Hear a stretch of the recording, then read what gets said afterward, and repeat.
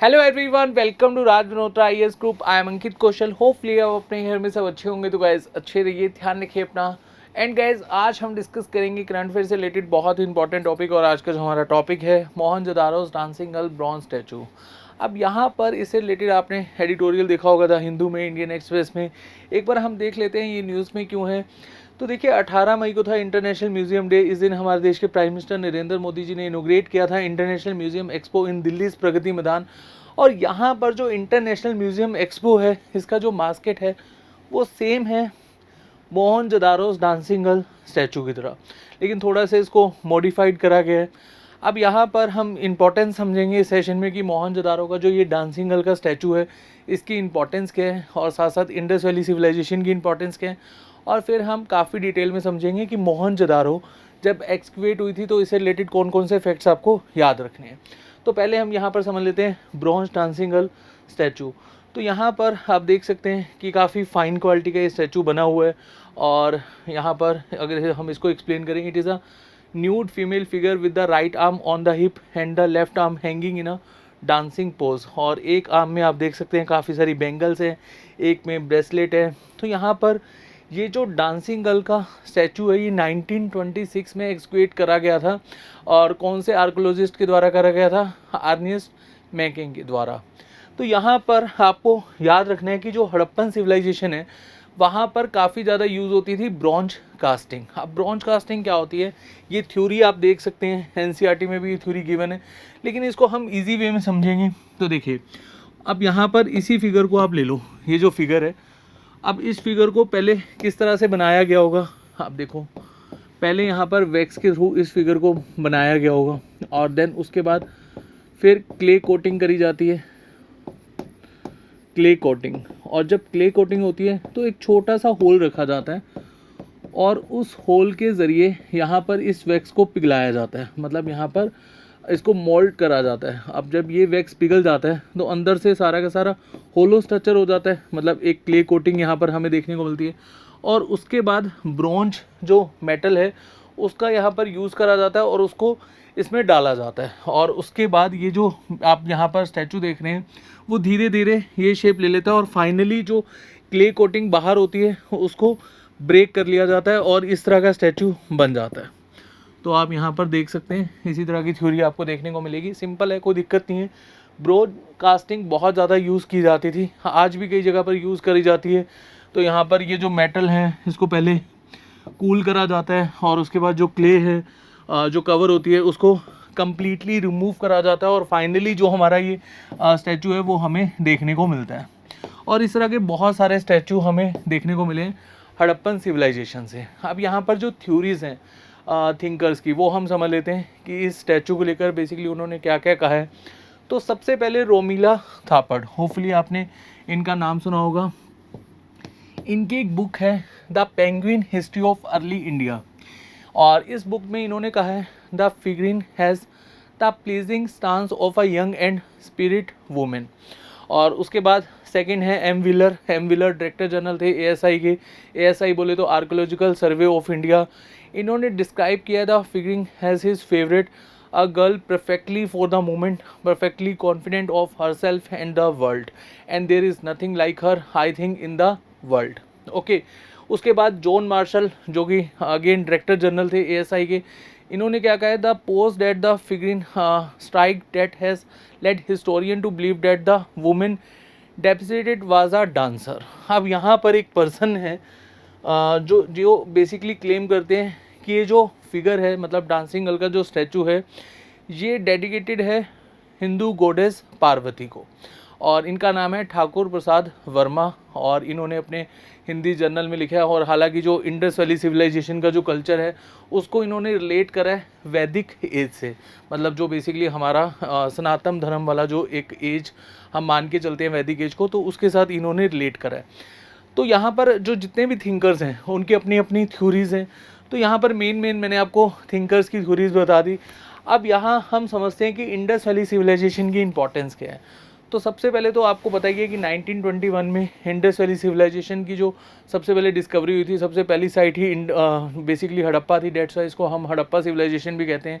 और discovered in 1921 by DR Sahni, Rai Bahadur and यहाँ पर MS वत्स एट हड़प्पा। और हड़प्पा जो साइट है वो कौन सी रिवर के किनारे है? रावी नदी के किनारे।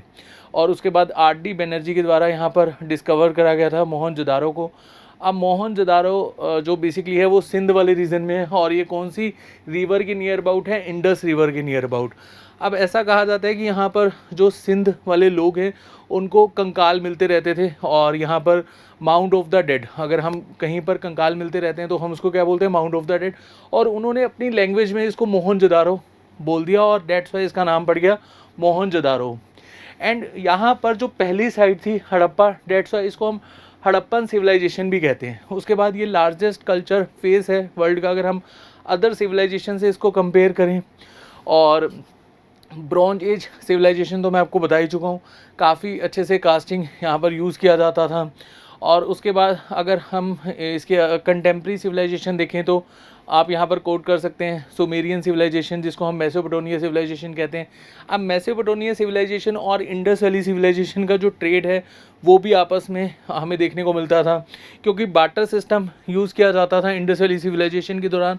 तो बहुत सारी जो सील्स हैं, जैसे मान लो कि एक पर्सन इंडस वैली सिविलाइजेशन से अपना कुछ सामान भेज रहा है मेसोपोटामिया सिविलाइजेशन, तो वहाँ पर उसने सामान भेजा। अब पहचान कैसे होगी? सील्स के थ्रू। अब वहाँ से उतना ही बेसिकली जितना इस यहाँ से सामान भेजा गया उतने ही अमाउंट का कोई सामान भेजा जाएगा। तो बार्टर सिस्टम बेसिकली फॉलो होता था, इतना आपको यहाँ पर याद रखना है। होपफुली आपको क्लियर होगा बार्टर सिस्टम होता क्या। बहुत सिंपल सा है। इजिप्टियन सिविलाइजेशन जो कौन सी रिवर पर है? नाइल वैली पर। और चाइनीज सिविलाइजेशन जो कि यांगसे रिवर या फिर हवांगहो वैली रिवर पर है। अब यहाँ पर इंडस वैली सिविलाइजेशन अगर हम देखें तो इंडिया और पाकिस्तान में अप्रोक्सीमेटली हमें 1500 साइट्स मिली हैं,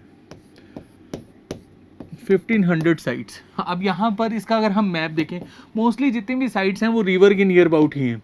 और कौन कौन सी रिवर के नियर अबाउट मिलेंगी? इंडस की जो ट्रिब्यूटरीज हैं, और घाघर हाकड़ा रिवर, घाघर हाकड़ा रिवर कह सकते हो, या फिर आप सरस्वती रिवर कह सकते हो। बात एक ही है, क्योंकि हरियाणा में हमें काफ़ी साइट मिली है। जैसे सबसे बड़ी जो साइट है, लार्जेस्ट साइट है इंडस वैली सिविलाइजेशन की, राखी घाटी, वो हरियाणा के हिसार में ही है। और वहाँ पर दृष्टवती रिवर या फिर आप घाघर हाकड़ा रिवर भी कह सकते हैं। बात एक ही है। तो ये आप एक मैप देख सकते हैं कि नॉर्थन मोस्ट एरिया मांडा कश्मीर, उसके बाद दायमाबाद जो नॉर्थन महाराष्ट्र वाला एरिया है, उसके बाद बलूचिस्तान वाला एरिया, ये वेस्टर्न वाला रीजन हो गया। और उसके बाद अगर हम यूपी वाला देखें, जो वेस्टर्न यूपी वाला एरिया, आलमगीरपुर, यहाँ तक ये सारी की सारी साइट्स फैली हुई थी। लगभग 1500 साइट्स हैं। और टाउन प्लानिंग अगर हम देखें इंडस वैली सिविलाइजेशन की तो काफ़ी गजब की थी। अब इसको आप इस तरह से समझ सकते हैं, अगर हम सिंपल वर्ड्स में समझें, मान लो कि यहाँ पर एक ये टाउन है, और इस ये टाउन में जो बेसिकली ऐसे समझ लो कि जो एडमिनिस्ट्रेटिव लोग थे वो थोड़ा ऊपर की ओर रहते थे, और इसको हम कहते थे सीटाडल। यहाँ पर आप देख सकते हैं citadel, upper part with citadel. और जो आसपास के घर बने होते थे उनको हम क्या बोलते थे? नॉर्मल, जहाँ पर रेजिडेंटल हाउस थे, रेजिडेंटल हाउस जहाँ पर नॉर्मल लोग रहते थे। लेकिन जो रेजिडेंटल हाउस थे उनकी जो टाउन प्लानिंग थी वो बहुत गजब की थी। ड्रेनेज सिस्टम काफ़ी अच्छा था। और एक आप कह सकते हो कि जैसे चंडीगढ़ है, या जो एक वेल सेटल्ड सिटी है, उस तरह से ये पूरी की पूरी साइट्स हमें देखने को मिलती थी। मतलब अर्बन सिविलाइजेशन था, यूनिफॉर्म टाउन प्लानिंग थी, और यहाँ पर ब्रिक्स का यूज़ किया जाता था, और सभी घरों में टॉयलेट मतलब ड्रेनेज की फैसिलिटी थी। और जो बेसिकली यहाँ पर अगर हम देखें जो रूम्स हैं वो या तो ब्रिक्स के बने होते थे या टेराकोटा केक्स के बने होते थे। अब टेराकोटा क्या है मैं अभी आपको बताऊँगा। तो उसके बाद अगर हम देखें इकनॉमी, अगर यहाँ पर हम इनकी स्टडी करें तो एग्रीकल्चर में कौन कौन सी जो बेसिकली क्रॉप्स को प्रोड्यूस करते थे, वीट, बार्ले, ये लार्ज स्केल में प्रोड्यूस करा जाता था। उसके बाद cereals, cotton, dates, pulses, melons, pea और mustard. Cotton first produce in Harappa, और एनिमल हस्बेंड्री भी हमें देखने को मिलता था, मतलब डोमेस्टिकेशन करते थे sheep, goat, buffalo and pig का। एंड लॉयन के कोई ऐसा एविडेंस नहीं मिले हैं, हॉर्स के भी हमें एक दो जगह ही एविडेंस मिले हैं। तो वो कहा जाता है कि बेसिकली जो साइट है वो गुजरात के नियर अबाउट थी, तो ऐसा हमें कोई पर्टिकुलर हॉर्स के भी एविडेंस नहीं मिले हैं। तो हम प्लेन्स बुल यहाँ पर हमें ज़्यादा देखने को मिलते थे, तो मोस्ट इम्पॉर्टेंट एनिमल यहाँ पर माना जाता था इनको। उसके बाद अगर हम क्राफ्ट की बात करें तो क्राफ्ट मैंने आपको बताई है, डांसिंग गर्ल स्टैचू आप यहाँ पर देख ही सकते हैं। और उसके बाद टेराकोटा स्टाइल के आपको यहाँ पर स्ट्रक्चर देखने को मिलते थे। और कई हिस्टोरियंस का तो मानना है कि ये चाइल्ड सिविलाइजेशन थी, मतलब यहाँ पर बहुत सारे खिलौने आपको इस तरह से देखने को मिलेंगे। और भी यहाँ पर हम देख सकते हैं manufacturing tools and weapon such as axes, saws, knives and spears and weavers wove cloths of wool, cotton, leather यहाँ पर हमें देखने को मिला। हालांकि सिल्क के कोई ऐसे एविडेंस नहीं मिले हैं। और सील्स का यूज़ किया जाता था। सील्स मैंने जैसे कि आपको बताया था कि अगर एक जगह से दूसरी जगह सामान जा रहा है तो यहाँ पर हमें देखने को मिलता था कि जो पर्सन है वो सील्स का यूज़ करते थे। और यहाँ पर जो लोग हैं वो बेसिकली अगर हम बात करें कॉस्मोपॉलिटियन कल्चर में बिलीव करते थे। कॉस्मोपॉलिटियन कल्चर बोले तो कि मान लो कि जैसे अब मैंने 1500 साइट्स आपको बताई, तो लोग एक साइड से दूसरी साइड में जा रहे हैं और ट्रेड कर रहे हैं। ऐसा नहीं है कि एक गांव है और वो गांव सेल्फ सेंटर्ड है, मतलब अपने आप में एक तरह से संपूर्ण है और अपने आप में ही बेसिकली वो ट्रेड कर रहा है। नहीं, कॉस्मोपॉलिटियन कल्चर था। हर यहाँ पर जो बेसिकली साइट है वो एक दूसरे की साइड से कहीं ना कहीं लिंक थी और सेल्फ सेंटर्ड नहीं थी, ये आपको यहाँ पर याद रखना है। एंड मल्टी एथनिक सोसाइटी हमें यहाँ पर देखने को मिलती थी, मल्टी एथनिक सोसाइटी। अच्छा, कई साइट्स पर जैसे मोहनजोदारो पे, चलो हम लास्ट में बात कर लेंगे, वैसे मैं थोड़ा आपको बता देता हूँ। ग्रेट ग्रैनरी और ग्रेट बाथ में हमें देखने को मिला है। मैं आपको काफ़ी डिटेल में बताऊँगा कि ग्रेट ग्रैनरी और ग्रेट बाथ की क्या इंपॉर्टेंस है जब हम सारी की सारी साइट्स पढ़ेंगे। अभी के लिए अगर हम देखें यहाँ पर जो सील्स हैं, जैसे कि मैंने आपको बताया स्टोन स्टैचू है, टेराकोटा फिगरीन्स है एंड पोट्री मेकिंग हमें यहाँ पर देखने को मिलती थी। और उसके बाद अगर हम बात करें यहाँ पर नेक्स्ट ट्रेड एंड कॉमर्स, तो सबसे पहले तो आपको याद रखना है बार्टर सिस्टम यहाँ पर फॉलो करा जाता था। मेसोपोटामिया के साथ इनका ट्रेड हमें देखने को मिलता था और जो मोस्ट इम्पॉर्टेंट ट्रेडिंग पार्टनर था। और other trading partner like S Afghanistan, Persia और सेंट्रल एशिया। और यहाँ पर क्या क्या बेसिकली ट्रेड किया जाता था, जैसे मेटेलिक पोर्ट्स का। अच्छा, आर्टिफिशियल ज्वेलरी भी हमें काफ़ी जगह पर देखने को मिली है। आज इसमें आपको ओवरव्यू दे रहा हूँ, अपने आप में आपको पता है इंडस वैली सिविलाइजेशन बहुत बड़ा टॉपिक है और अगर हम इसको काफ़ी डिटेल में कवर करें तो 1-2 घंटे कहीं नहीं गए इस टॉपिक में। जस्ट आपको एक थोड़ा बेसिक सा पता होना चाहिए और एक रिवीजन के पॉइंट ऑफ व्यू से आज हम कवर कर रहे हैं। And then traded in raw material like copper और stone, semi precious shell etcetera. उसके बाद अगर हम देखें नेक्स्ट रिलीजन यहाँ पर कौन सा फॉलो किया जाता था, तो देखिए ऐसा कहा जाता है कि यहाँ पर जो पशुपति नाथ की जो सील मिली है, तो प्रोटो शिवा यहाँ पर मान के चलते हैं कि प्रोटो शिवा मतलब शिवा का जो प्रोटो शिवा वाला एक कल्चर है, जैसे मेडिटेशन में आप यहाँ पर देख सकते हैं। बहुत सारे यहाँ पर एनिमल्स हैं, तो ये पशुपति जो सील मिली है इसमें कहा जाता है कि हम ये जो बेसिकली इंडस वैली सिविलाइजेशन के लोग हैं ये प्रोटो शिवा को फॉलो करते थे। एंड अप्रोक्सीमेटली हर साइड से हमें मदर गॉडेस की एक मूर्ति मिली है और टेराकोटा फिगरीन, उसके बाद people tree, Pashupati and animal और ग्रेट बाथ हमें देखने को मिला है कई साइट्स में। और ऐसा माना जाता है कि यहाँ पर रिचुअल बाथिंग होती होगी। एंड सुपरस्टिशियस बहुत ज़्यादा थे, बिलीव करते थे मैजिक में, चार्म्स में, सेक्रीफाइसेस में। और एक साइट है गुजरात में, राजस्थान में, काली बंगन, वहाँ पर ऐसा कहा जाता है कि ब्लैक स्पेल्स का भी यूज़ करा जाता था। उसके बाद नो एविडेंस ऑफ टेम्पल्स, कोई टेम्पल के ऐसा एविडेंस हमें नहीं मिले। एंड स्क्रिप्ट जो अभी वहाँ पर हमें देखने को मिली थी, और स्क्रिप्ट में आपको बस याद रखना है कि 400 सिम्बल्स हैं, ओरिजिनली 75 हैं, लेकिन इसको अभी के लिए हम डेसिफाइड नहीं कर पाए हैं। और जो बेसिकली सबसे लार्जेस्ट साइट है, जैसे कि मैंने आपको बताया था हिसार हरियाणा के पास राखी घाटी, यहाँ पर भी हमें बहुत सारी जो बेसिकली स्क्रिप्ट्स हैं वो देखने को मिली हैं। और जो कल्चर है, ऐसा कहा गया है कि इंडस वैली सिविलाइजेशन का जो कल्चर, जो अभी के लिए एनसीईआरटी के अकॉर्डिंगली हम मान के चलते हैं, जो अप्रोप्रिएट कल्चर है वो 2600 बीसी से लेकर 1750 बीसी तक है। मतलब सबसे मेच्योर टाइम पीरियड ऑफ, अगर हम बात करें इंडस वैली सिविलाइजेशन का। लेकिन जो हिसार हरियाणा के पास साइट है राखी गढ़ी, वहाँ पर जो हमें एविडेंस मिल रहे हैं वो ऐसा कहा जा रहा है कि बहुत साल पहले के हैं। मतलब न्यूलिथिक एज को आप यहाँ पर कंसीडर कर सकते हो। लगभग 5000 बीसी के अराउंड भी हमें यहाँ पर एविडेंसेस देखने को मिल रहे हैं। बट अभी के लिए हम मान के चलेंगे एनसीईआरटी के अकॉर्डिंगली जो मोस्ट कंसीडरेबल टाइम पीरियड है वो है 2600 बीसी से लेकर 1750 बीसी। और उसके बाद अगर हम आगे चलें, यहाँ पर जो अदर साइट्स हैं वो एक बार हम देख लेते हैं। तो देखिए हड़प्पा से हमें क्या क्या देखने को मिला। तो गेटवे सोसाइटी थी। अब गेटवे सोसाइटी, ऐसा हिस्टोरियंस मानते थे कि सभी की सभी जो साइट्स हैं, मोस्टली जो यहाँ पर साइट्स हैं वो वॉल्ड होती थी। मतलब यहाँ पर सभी साइड चारों तरफ वॉल देखने को मिलती थी, तो ये अपने दुश्मनों से अपने आप को प्रोटेक्ट करते थे। तो गेटवे सिटी थी। फोर्टिफाइड वॉल आपको देखने को मिलेगी। उसके बाद कॉपर चैरेट और विद कनोपी। उसके बाद यहाँ पर हमें काफ़ी सारे जो एविडेंसेस मिले हैं, जिसमें हमें देखने को मिला है कि जो बेसिकली स्टैचूज़, पोट्री मेकिंग, यहाँ पर हमें बहुत कुछ देखने को मिला है। उसके बाद मोहनजोदारो में अगर हम बात करें, माउंट ऑफ द डेड, ये मैं आपको बता ही चुका हूँ। और ग्रेट बाथ, ग्रेट गैंडी, इसको हम डिस्कस कर लेते हैं। तो देखिए यहाँ पर जो ग्रेट बाथ हमें देखने को मिला है, ऐसे समझ लो कि यहाँ ये साइट है, इसके बिल्कुल बीचों बीच ये ग्रेट बाथ बना हुआ है। अब ये जो ग्रेट बाथ है ये 8 फीट बेसिकली ये इसका डाउन है 8 फीट। और ये जो इसके जो बेसिकली ये ग्रेट बाथ है ये बर्न्ट ब्रिक से बनाया गया है। बर्न्ट ब्रिक्स, मैं लिख देता हूँ, बर्न्ट ब्रिक्स।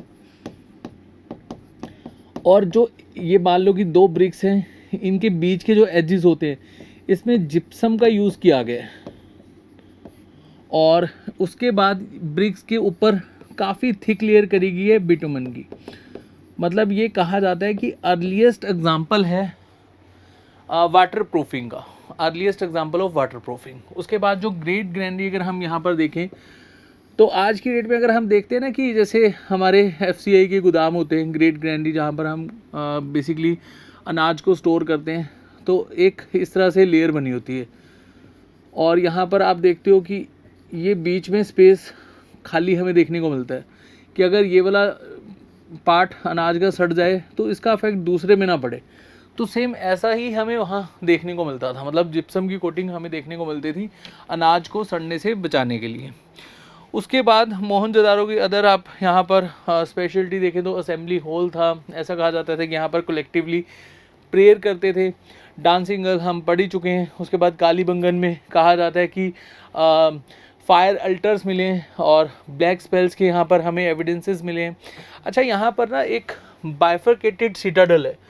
बाइफरकेटेड सिटाडल को बहुत सारे हिस्टोरियंस ये मानते हैं कि यहाँ पर बेसिकली जो घाघर हाकरा रिवर है, मतलब सरस्वती रिवर है, ये बाइफरकेटेड, मतलब ये रिवर इसने बाइफरकेट किया होगा। यहाँ पर इस तरह के बेसिकली हिस्टोरियंस का मानना है। उसके बाद अगर हम कोटी डीजी माने, कोटी डीजी को आप बस इस तरह से याद कर सकते हैं, इसको इंडस्ट्रियल साइट कहा जाता था इंडस वैली सिविलाइजेशन में। उसके बाद बनावली है। Banawali pre Harappan and Harappan site, और यहाँ पर भी आपको बारले के ट्रेस मिलेंगे और ये काफ़ी इंपॉर्टेंट है अगर बारले के पॉइंट ऑफ व्यू से पूछा जाए। आलमगीरपुर, यहाँ पर pottery and black ware, red ware. और उसके बाद ये आपको बलूचिस्तान में देखने को मिलेगी साइट। यहाँ पर अगर हम बात करें, अगेन ट्रेड होता था इंडिया और अफ़गानिस्तान के बीच में, ठीक है, और या फिर पाकिस्तान के बीच में। उसके बाद लोथल साइट जो है, यहाँ पर आपको ये डॉकयार्ड देखने को मिलेंगे। डॉकयार्ड ये कोस्टल साइट थी और यहाँ से ऐसा कहा जाता है कि मेसोपोटामिया के साथ ट्रेड किया जाता था, क्योंकि ईरानियन सिविलाइजेशन सील्स भी हमें काफ़ी देखने को मिली हैं। Harappan sites and their archaeological finding, तो जैसे कि मैंने आपको बताया 1500 साइट्स हमें देखने को मिली हैं। तो यहाँ पर जो मेन साइट्स हैं आप देख सकते हैं, हाँ, ये बेसिकली यहाँ पर आपको देखने को मिली है। और जो थिंकर्स हैं कि हड़प्पन सिविलाइजेशन का डिक्लाइन कैसे आया होगा, तो KVR कैनेडी का कहना है कि एक एपिडेमिक की वजह से ये डिक्लाइन आया। और क्योंकि देखिए हमारे देश में ब्रिटिशर्स ने लगभग 200 साल तक रूल करा। उससे पहले यहाँ पर राजा महाराजा हमें देखने को मिलते थे। लेकिन इंडस वैली सिविलाइजेशन की जो खोज है वो हुई थी 1921। एक रेलवे ट्रैक बिछाया जा रहा था। अब यहाँ पर एक रेलवे ट्रैक को बिछाने के कारण बेसिकली जब जो मज़दूर ब्रिक्स लेकर आ रहे थे तो उस दौरान इंडस वैली सिविलाइजेशन की खोज हुई है ना।